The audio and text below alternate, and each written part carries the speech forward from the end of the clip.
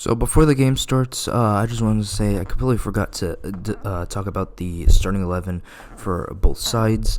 Practically unchanged from the previous game against Sporting Jacksonville, with Valencia, apologies, Arevalo being in place with Valencia, and also Tristan Rose being, Hudson Gay being in place with Tristan Rose, and Maglietti in place with Mastrantonio.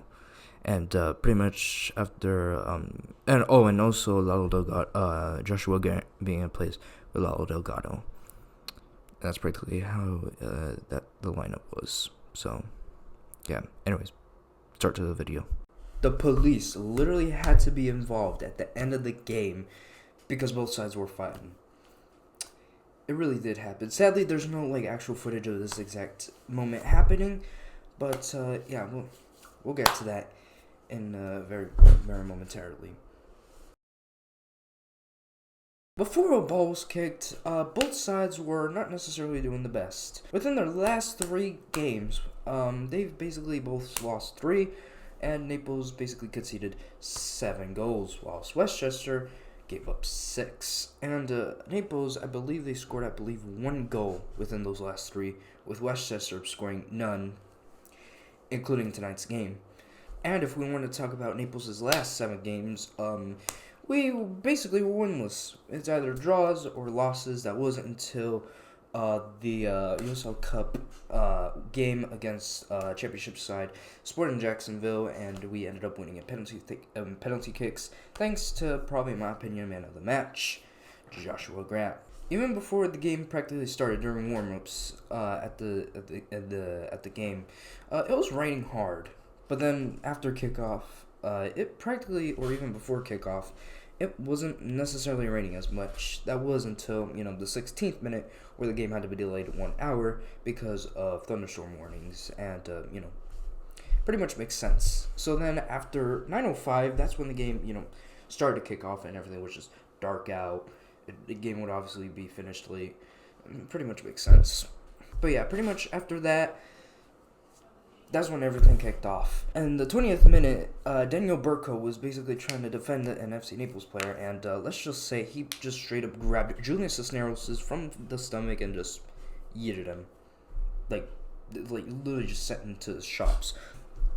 Why would you push him like that? That's the most stupidest thing. That could have been an easy yellow. But a single yellow was not given, and it was just a verbal warning. So what's the point of a yellow? If I was refereeing that game, I would have personally just yellow carded him.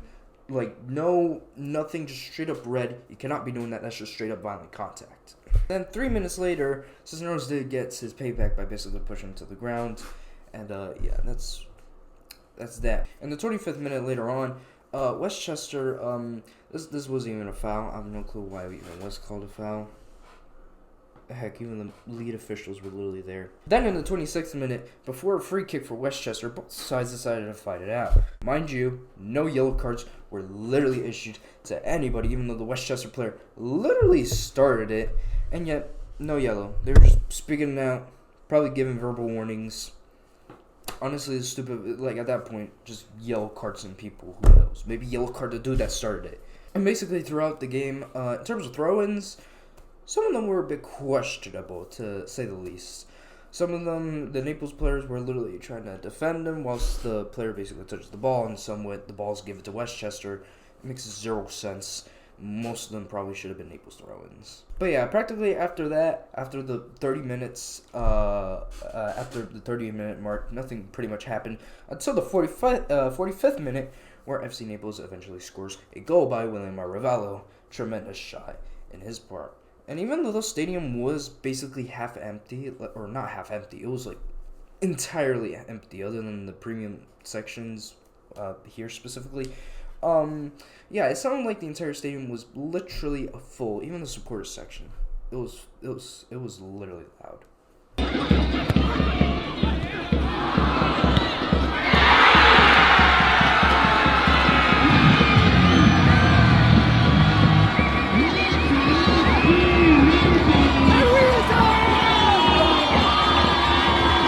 Second half starts, and Hudson Gay gets into a very bad shoulder injury. At least is what it seems.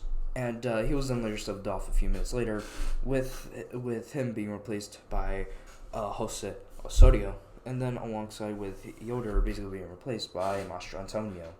And there was a feud between Hudson Gay and the player that basically, where he got collided with, pretty much afterwards. We'll talk about that though soon. In the 65th minute, things started turning ugly as the ref blows on a foul because it seemed like Boxstein kind of tripped on the goalkeeper. It doesn't even seem substantial. It was until the goalkeeper, this decided to just push him.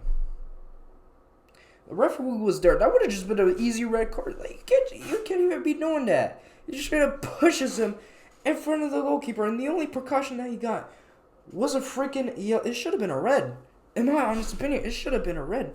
It's like some stuff you'd see Oliver Kahn from Bayern Munich would do. Like, just straight up, instead of verbally kissing the player.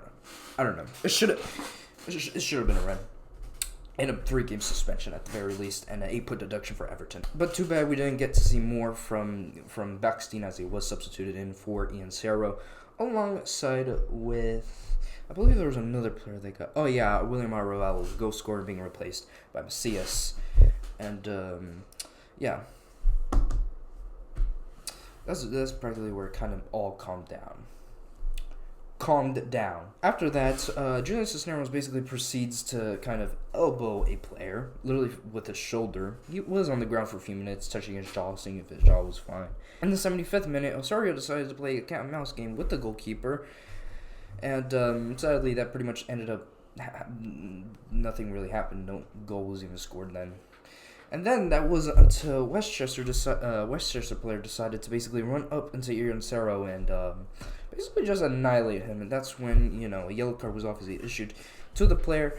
And also Andres Farin basically pissed, rightfully so. 4 minutes after that, Westchester decided to basically turn it to Kung Fu Panda, just straight up. Just Kung Fu Panda on a fucking Osorio. Yeah, like, this is just already getting too much. A yellow card was given to Westchester, though, so that's a good thing. Nearing the end of the game, 7 minutes were essentially given. Pretty much know why.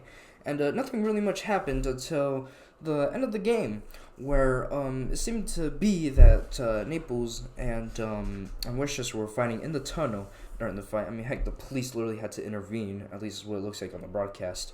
But according to Force of Naples, who were actually at that game, they did say that the player who collided with Hudson Gay actually exchanged some words, and that's what kind of triggered both benches, and that's, kind of essentially what happened at the end of the game. And, yeah, that's just what ended up happening. FC Naples definitely deserved that 1-0 win.